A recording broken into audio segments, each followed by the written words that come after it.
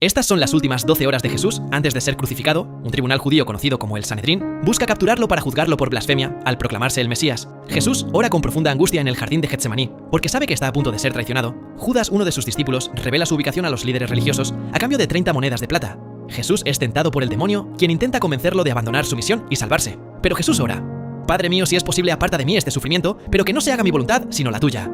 Esto muestra su humanidad, porque también siente miedo, pero aún así acepta completamente su destino. Es una forma de reconocer que en la vida existirán situaciones que no saldrán como esperamos, y cuando no podemos cambiarlas, debemos enfrentarlas con valor y determinación. En ese momento llega Judas y lo identifica con un beso en la mejilla para que los soldados puedan arrestarlo. El discípulo Pedro intenta defenderlo, y en el forcejeo le corta la oreja a un soldado llamado Malco. Jesús sana la herida de Malco, mientras le dice a Pedro que guarde la espada, pues quien vive por la espada, perecerá, refiriéndose a que quienes causan daño tarde o temprano recibirán el mismo trato que entregan a otros. Cada persona termina cosechando aquello que siembra. Después de esto, Jesús es encadenado y llevado ante el Sanedrín, mientras se burlan de él y lo golpean. Muchos judíos de aquella época rechazaron a Jesús porque desafió el orden social y religioso establecido. Se rodeó de los más despreciados de la sociedad: mujeres, niños, enfermos, viudas y pecadores. Defendió a mujeres acusadas, evitando su lapidación según la ley judía. Realizó obras en sábado cuestionando las normas religiosas, afirmó que destruiría el templo y lo reconstruiría en 3 días, y además, en un contexto donde el pueblo judío esperaba un Mesías guerrero que los liberara del dominio romano. Jesús era solo el hijo de un carpintero. Todo esto, junto con otros actos, hizo que fuera visto como un blasfemo y una amenaza. Por ello, Caifás, uno de los líderes religiosos, lo declara culpable. Todos lo golpean y escupen frente a Pedro, quien es reconocido como su discípulo, pero lo niega 3 veces. Mientras tanto, Judas se arrepiente de haberlo traicionado y regresa a Caifás para pedir que lo liberen, devolviendo las 30 monedas de plata que recibió. Pero el sumo sacerdote rechaza su petición. Entonces es atormentado por unos niños que no representan más que la culpa que lo consume, y finalmente termina ahorcándose. Las traiciones de Judas y Pedro suelen causar indignación. En la superficie muestran uno de los mayores temores humanos: la traición de alguien amado, pero en el fondo revelan algo aún más inquietante: nuestra propia sombra. Todos llevamos dentro la posibilidad de ser Judas o Pedro, y mientras no aceptemos esa realidad, jamás podremos ejercer control sobre ella. Luego llevan a Jesús ante Poncio Pilato para buscar su condena a muerte, ya que Jerusalén estaba bajo dominio del Imperio Romano, y Pilato era la máxima autoridad de la región.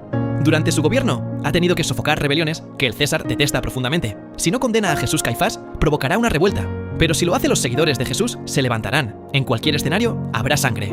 Y el César ya le advirtió que otra rebelión significaría su propia muerte. Al principio, Pilato afirma que no encuentra culpa alguna en Jesús, pero Caifás y la multitud lo presionan y amenazan. Ante esto, decide ceder parcialmente y darle una elección al pueblo. Cada año se libera a un prisionero, así que les permite escoger entre Barrabás, un asesino despiadado, o Jesús. Caifás grita que liberen a Barrabás y la multitud lo apoya logrando su liberación. Luego Pilato pregunta ¿qué desean que haga con Jesús? Y Caifás exige que sea crucificado. Pilato no quiere hacerlo, pero para calmar a la multitud, anuncia que lo castigará severamente y después lo soltará. Entonces lo llevan a ser azotado con látigos de forma brutal y despiadada ante la mirada destrozada de su madre, María Magdalena, y el discípulo Juan, quienes se retiran incapaces de soportar tanta crueldad. Se menciona incluso que el actor fue flagelado accidentalmente 2 veces durante la filmación, provocándole varias lesiones. Otro dato curioso es que el actor Jim Caviezel comparte las iniciales de Jesucristo y tenía 33 años, la misma edad de Jesús, al protagonizar la película. En ese momento aparece Malco el soldado, cuya oreja fue sanada por Jesús, y al presenciar la brutalidad, se indigna ordenando que se detengan los soldados. Obedecen y sacan a Jesús de la tortura. Se burlan de él y le colocan una corona de espinas junto a un manto, burlándose de su supuesto reinado. Después lo llevan nuevamente ante Pilato, quien al verlo queda impactado. Pregunta a la multitud si están satisfechos, pero Caifás, apoyado por todos, insiste en que sea crucificado. Pilato no sabe cómo actuar y le dice a Jesús que tiene el poder de liberarlo o crucificarlo. Pero Jesús responde que no tendría ningún poder si no le hubiera sido concedido por Dios, y que quien lo entregó tiene mayor pecado. La realidad es que Pilato no tenía un control absoluto de la situación. Estaba fuertemente presionado, aunque eso no elimina su responsabilidad. Por eso, Jesús afirma que quienes lo entregaron cargan con un pecado mayor, sugiriendo una maldad más consciente, nacida de decisiones frías, calculadas y basadas en engaños como las de sus perseguidores cometieron. En ese momento, estallan disturbios entre la multitud, justo lo que Pilato intentaba evitar, por lo que ordena traer una vasija con agua, y frente a todos se lava las manos, afirmando que la decisión de crucificarlo no es suya, sino del pueblo. Entonces conducen a Jesús junto a 2 criminales, Dimas y Gestas, y a cada uno le entregan su propia cruz. Jesús herido y casi sin energía. Primero se aferra a la pesada madera, y luego la levanta sobre sus hombros. Como dato adicional, la cruz utilizada durante el rodaje pesaba alrededor de 75 kilogramos, y en los días de filmación, el actor debía cargarla durante más de 6 horas seguidas. Así comienza el camino hacia el Gólgota, el lugar donde serán crucificados, aunque el trayecto está marcado por un dolor constante. Mientras avanza, la gente lo desprecia, y los soldados continúan golpeándolo con látigos. María pide al discípulo Juan que la ayude a acercarse a Jesús. En ese instante, un soldado lo empuja, y Jesús cae por primera vez. Ya en el suelo, lo azotan hasta que logra ponerse de pie nuevamente. María y Juan consiguen aproximarse, y al hacerlo, observan cómo Jesús cae por segunda vez. Otro hecho curioso es que durante esta escena, el actor sufrió una dislocación en el hombro, y aún así continuó grabando el resto de las tomas. María logra esquivar la seguridad y llega hasta su hijo susurrándole: «Estoy aquí». Jesús la mira y responde: «¿Ves, madre, cómo hago nuevas todas las cosas?». La cruz puede interpretarse como un símbolo de la propia existencia y del sufrimiento inevitable que la acompaña: traición, abandono, decepción, dolor y muerte. Tal vez esta historia sugiera que para alcanzar una forma superior de realización o plenitud, debemos aceptar cargar con ese peso y seguir avanzando pese a las dificultades, porque negarse a hacerlo solo empeora la situación. Todo proceso de transformación implica una pequeña muerte interior, el sacrificio de algo antiguo para permitir el nacimiento de algo distinto y mejor. A veces dejamos atrás personas, lugares, ideas o hábitos que impiden avanzar. Para crecer, una parte de nosotros debe desaparecer para dar paso a una versión renovada. Jesús descendió hasta los rincones más oscuros de la experiencia humana: la traición, el abandono, la tortura y la muerte, para luego elevarse hacia la gloria divina. Quizá la vida consista precisamente en eso: morir simbólicamente, una y otra vez, atravesar momentos oscuros y difíciles para renacer convertidos en alguien más fuerte. Jesús ya no tiene fuerzas para continuar, así que los soldados obligan a un hombre llamado Simón de Cirene a ayudarlo. Al principio se muestra reacio, pero finalmente accede. Simón lo asiste, aunque aún así, Jesús vuelve a caer. En el suelo, recibe golpes de la multitud, y al presenciar la escena, Simón cambia su actitud. Y lleno de indignación, les grita que se detengan. Al ayudar a Jesús, Simón también inicia su propia transformación. Como seres humanos, no somos completamente autosuficientes, y en ciertos momentos necesitamos del apoyo de otros. Esto nos enseña que, así como Jesús, existen personas que cargan cruces demasiado pesadas y necesitan ayuda, y que al ofrecer nuestro apoyo no solo facilitamos que continúen su camino, sino que también nosotros cambiamos, crecemos como individuos y aportamos a la construcción de un mundo más humano.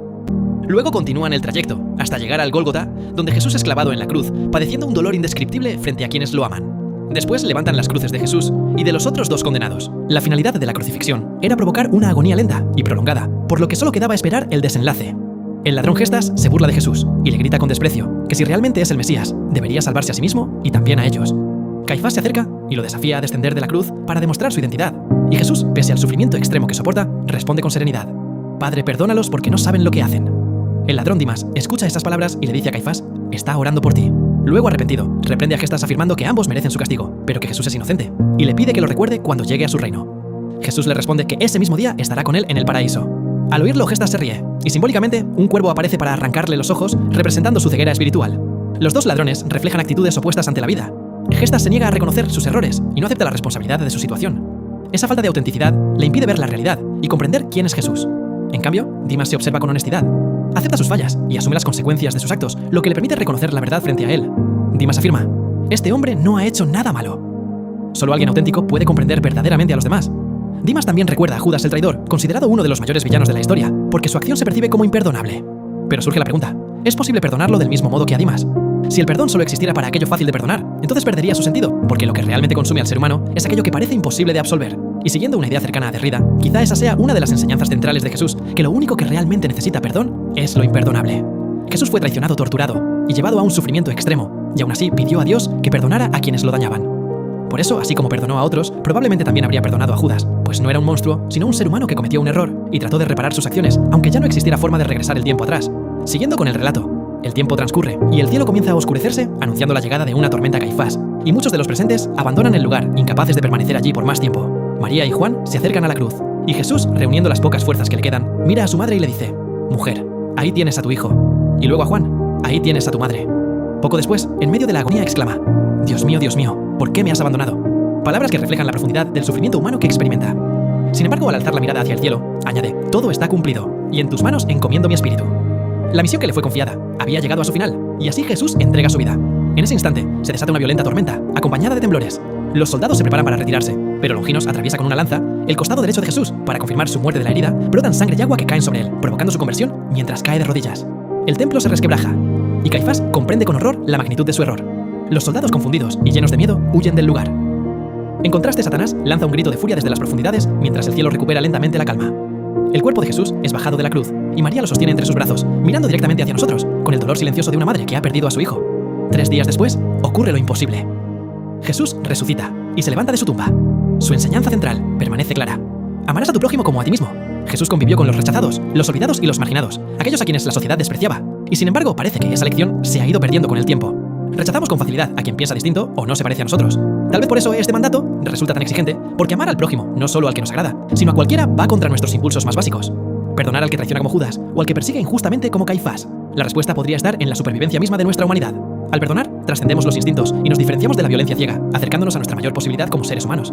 Nuestra esencia más profunda se sostiene en la necesidad mutua que tenemos unos de otros. Soy humano, y nada humano me resulta ajeno. Esa es quizá la enseñanza más perdurable que deja la historia de Jesús.